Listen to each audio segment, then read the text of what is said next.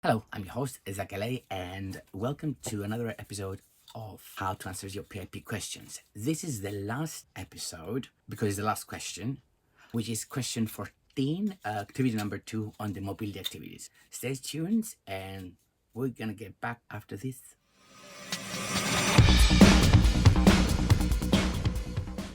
Hello, I'm your host, Zack, and apologies for the delay, but I was abroad, and I was abroad, and then when I came back, my computer was broken. So anyway, it's quite a long this section, so I'll try to make it as fast as possible. So question 14 is the last question on your PIP claim form, and is activity number 2. Is moving around. What this question means? This question is about your condition make it difficult for you to stand safely without help, walk safely without stopping, and without help. Oh yeah, all my evidence that I'm providing to you is from government's gov.uk website, the benefits and work.co.uk, and Citizen Advice Bureau. So this activity looks at your physical ability to reliably stand and then move around outdoors. It does not cover mental health issues such as being too anxious to go outside. These are covered in question 13 in the previous video. If it takes you long time, you can't do it safely to a reasonable standard or as often as you need to, then you should definitely complete this section. The descriptors, what the law says you score points for, is 2A, can stand and then move more than 200 meters, either aided or unaided, 0 points. 2B, can stand and then move around than 50 meters, but no more than 200 meters, either aided or unaided, 4 points. And 2C, can stand and then move unaided more than 20 meters, but no more than 50 meters, 8 points. 2D, can stand and then move using an aid or appliances more than 20 meters, but no more than 50 meters, 10 points. Can stand and then move more than 1 meter, but no more than 20 meters, either aided or unaided, 12 points. 2F, cannot either or unaided stand or move more than 1 meter, 12 points. The descriptors in plain English. We found these descriptors so confusing that we're rewriting them in the hope it will help you understand them more clearly. Now I'm going to refine the ABCDF. A. If you can walk more than 200 meters, either with no help, or with an aid or appliances, or with supervision, prompting, or assistance from another person, you get 0 points. If you can walk more than 50 meters, up to 200 meters, either with no help, or with an aid or appliances, or with supervision, prompting, or assistance from another person, you get 4 points. C. You can walk more than 20 meters and up to 50 meters without needing any aid or appliance, without help from any sort of from another person, you get 8 points. D. If you can walk more than 20 meters and up to 50 meters using an aid or appliance, but without any help from another person, you get 10 points. E. If you can move more than 1 meters and up to 20 meters, either with no help, or with an aid or appliance, or with supervision, prompting, or assistance from another person, you get 12 points. And F. If you can't stand at all, or you can move more than 1 meters, either with no help, or with an aid or appliance, or with supervision, prompting, or assistance from another person, you get 12 points. The law. Remember, words like unaided, prompting, supervision, and assistance appears in many activities, and they have strict legal definitions. In this activity, the following words and phrases also have strict legal definitions, and they are: stand means stand upright with at least one biological foot on the ground. If you're a double amputee, meaning you don't have any legs and you have artificial legs, any distance you can walk using prosthetic legs will be ignored, and you will score 12 points for this activity for 2F. Aided means the use of an aid or appliance, or B, supervision, prompting, or assistance. A wheelchair does not count as an aid or appliance here. It is a category of its own, and there's more on this below under question 14C and the heading wheelchairs again. A wheelchair does not count as an aid or appliance here. It's a category on its own, and there is more on this below under question 14C and the heading wheelchairs. Assistance. One big problem with these descriptors is what it means by assistance. The guidance issued by the DWP to Capita and Independent Assessment Services on the subject of assistance generally is that assistance is support that requires the presence and physical intervention of another person to help the claimant complete the activity, including doing some but not all of the activity in question. To apply this only needs to be required for the part of the activity. Does holding someone up as they walk along count as an assistant, or would that leave or support means that the person was in reality unable to walk? Would offering a steadying hand only when the person looks like stumbling be a reasonable level of assistance? What about an arm to lean on? Is the person able to move for the purpose of PAP if they can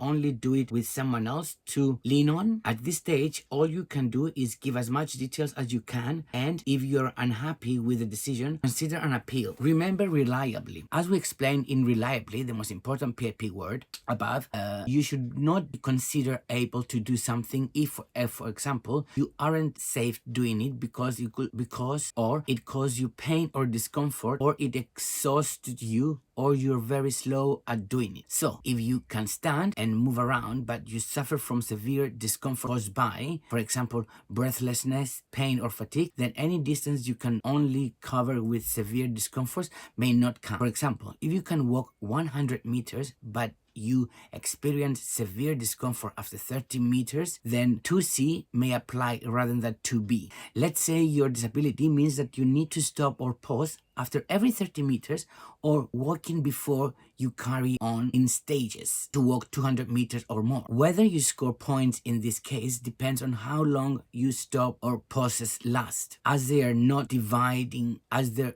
is no set dividing line. Therefore, you can argue for more points in one of two ways. Firstly, your stops may last Firstly, your stop may last so long that it cannot realistically be said that you are resuming the same period of walking.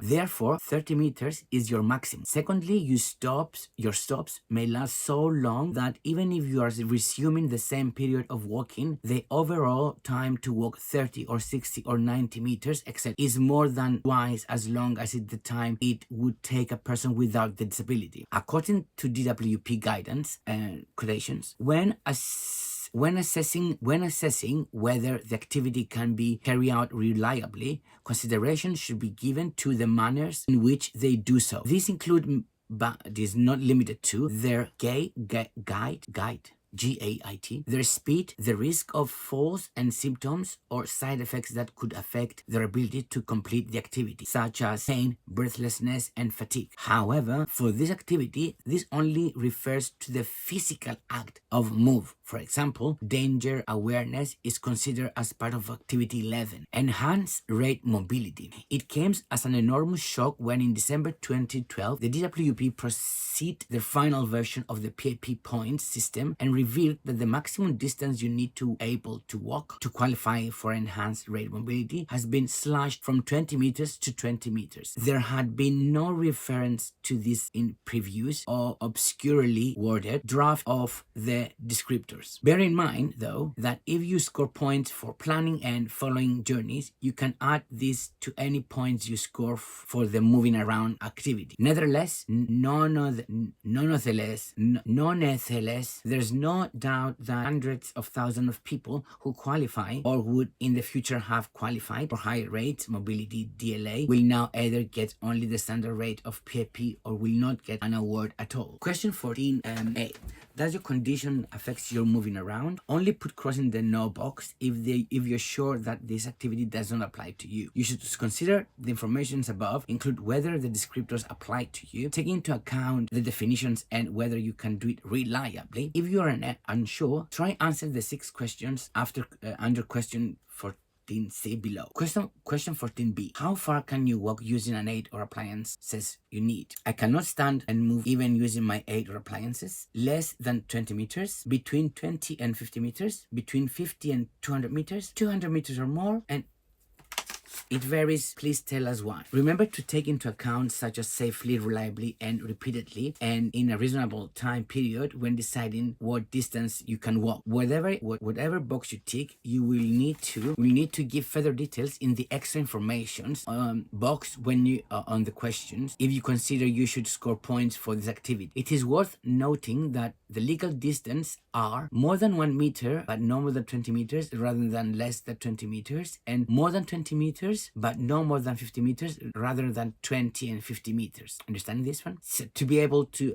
don't write that I can walk from 20 to 50 meters. You can work, you should write I can walk more than 20 meters, but no more than 50 meters. Only this way it will be legible. So someone who can walk 20 meters, but no more should score 12 points rather than 10 points, suggested by the way these choices are grouped. If in your opinion you can walk just 20 meters, then you may be better off not ticking any of the boxes, but instead explain in the extra informations box that you can walk no more than 20 meters. Again, no more than 20 meters. Don't write until 20 meters. Yeah. Question 14C. Tell us about the difficulties you have with moving around and how you manage them. This is your opinion to explain in your own words why you should score points for this activity. Your answer should cover all of the following 6 points. 1. What condition caused you problem? You need to make the link between the effect and of your conditions and the problems you have with moving around. Otherwise, the decision maker may argue that they simply prefer to use an aid or have someone with you. For example, arthritis may make walking very painful for you, or COPD may means that you walk more than twice as slow as someone without your condition. 2. What are the problems you have? You need to explain in much details as possible what problems you have.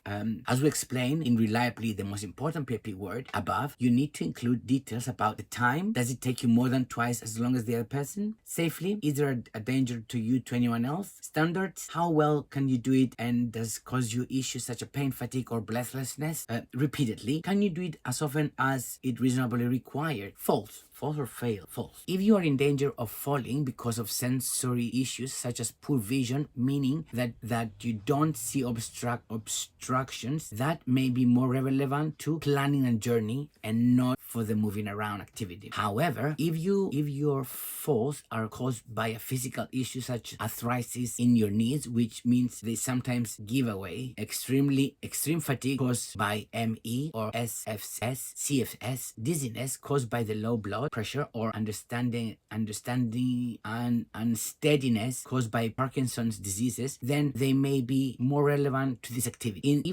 Is there anything that makes falling particularly dangerous to you? For example, do you have osteoporosis so that even a minor fall could lead to broken bones? In this case, you may be likely to be judged to need assistance or supervision, even if the risk of falling is a small one. Can you get up without help after fall? And if so, how long does it take? If you can get up at all without help, or it takes a long time, then you are more likely to need assistance or supervision. In LGV Secretary of State for Work and Pensions, PP, 2020 UKUT 34C AAC, the judge ruled that walking at airport cannot be assumed to be representative of your overall walking ability, noting that it might have been, for example, that the claimant was making additional effort or was prepared to walk through pain, or on those occasions, its circumstances where she would not normally have done so. You can argue that this would also apply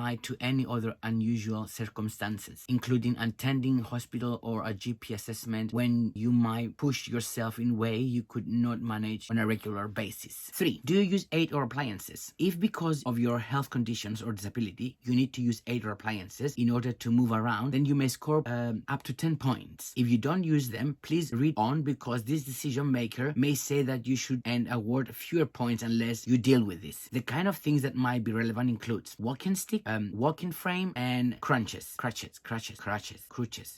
Decision maker may argue that you could use an aid or appliance as an alternative to having supervision or assistance from another person. If there's a reason why the aid or appliance would not mean you don't need help, explain why. Decision makers are fond of suggesting that if you fall because, for example, your knee gives away, you should use 1 or 2 walking sticks at least, and this will prevent you falling. Would would stick prevent you falling? Do you get enough warning, and could you support your weight on your arms?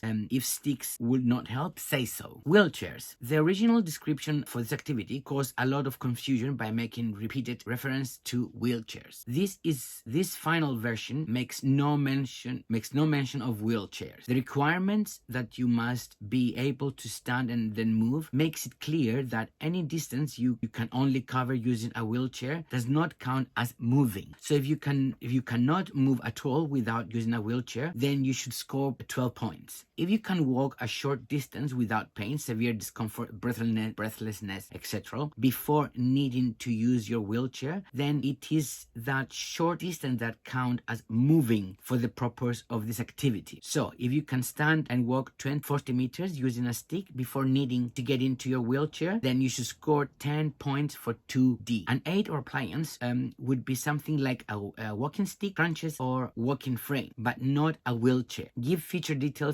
further details in the extra information box on the questions if you have tick yes or sometimes. But note that not every an aid or appliance counts. For example, an asthma inhaler does not count here because it is a device that helps with breathing rather than walking. Using a wheelchair does not count as standing and moving, so any distance you can only cover using a wheelchair should be discounted. For more of this, see wheelchairs below. You will need to explain how far you can walk and at that distance for experience such issues with pain, severe discomfort, fatigue, or breathlessness. You will also need to give details of any aid or appliance you use and how they help. According to the DWP guidance and law, this activity should be judged in relation to a type of surface normally expected out of outdoors, such as pavements and roads on the flat, and includes the considerations of curbs. So if you have difficulty with uneven surfaces and curbs, give details on your form. If someone can help you walk further by supervising, prompting, or assisting you in some way, you may want to explain precisely what help they can give and how far you can walk with this level of support. 4. Should you have help from another person? Help includes help you need but you don't get. So if you move around even though it is dangerous for you, or it often don't count because you don't have the help you need, and then you should say so. 5. Is there a particular time of the day when you have problems? If there's a time of the day when you need to do an activity but you can't, then you should score points even if you can do it in other time of the day. So if because of ME/CFS, for example, you can walk 200 meters in the morning, but the afternoon you are too fatigued, we would argue that you score points for being unable to do so. Do your abilities vary? If your condition affects you in the same way all the time, it's important that you say so. To get points, you need to show that you are affected for more than 50% of the day over a 12 months period. If when you are able to do an activity, then explain this and give the best estimate on how much of this time this is. Although they are using repeated on the PAP2 forms, don't use the word good days unless there are days when you have no problems at all, because this is what the DWP are likely to take them to means. Sample answers. Try answer the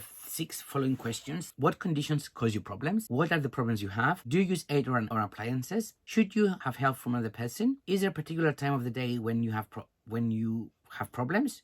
Do your abilities vary? Example 1. Because of rheumatoid arthritis, I experience a great deal of pain when walking. It's extremely painful for me to walk even a few yards. I have had to move my bedroom to a downstairs room as I can no longer climb more than 1 or 2 steps without experiencing great pain. I can just about make it from one room to the next using either a walking frame or furniture for support before having to sit down to recover from the pain. I seldom go shopping, and when I do, I use a mobility scooter, or my wife push me in a wheelchair. I use a walking frame indoors, but outdoors I need a wheelchair or scooter. I could not walk 10 meters even with help from someone else. My condition is worse in the morning, but always at least at the level described above. and does not vary much from day to day or week to week. Example number 2. Because of ME/CFS, I get fatigue very easily. I can move slowly from room to room indoors, but if I walk outdoors more than about 100 meters, 150 meters, I become very fatigued. This effect is worse the day afterwards, when I will have to stay in bed for the most of the day due to exhaustion. If I have to travel any distance, I will always get a lift or use a taxi. Walking aids such as frames or sticks do not make any difference to my level of fatigue. In supermarkets, my partner pushed me in one of the supermarket's wheelchairs. My problems are worse in the late afternoon and evening when I could not walk even 50 meters without being exhausted. Have 2-3 days better days a week, but only if I don't exert myself. And example number 3. Because of my cyst fibrosis, I get very breathlessness or exertion. I can't walk very far at all, as I get so breathless that I have to stop. I can usually walk out of my house to my car without, which is, oh my God. Example number 3. Because of my cyst fibrosis, I get very breathlessness or exertion. I can't walk very far at all, as I can get so breathless that I have to stop. I can usually walk out of my house to my car, which is parked 15 meters away from my house. However, when I get a chest infections, I can't walk for that far.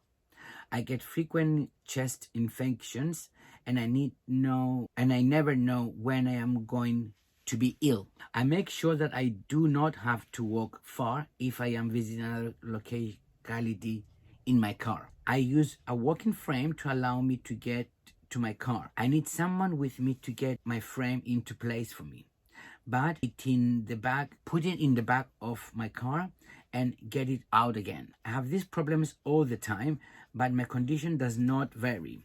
When I have a chest infection, I'm not able to move about outside at all, and it is important to predict how often I will get an infection. And that was how to answer your PAP questions on the mobility activity number 2. Before I forget, if you find this video helpful, please click the like button and subscribe to my channel, and for more updates about the PAP benefits and any others. On the next video, probably I will consider on the very 2 questions that I haven't mentioned in the beginning of this mini series.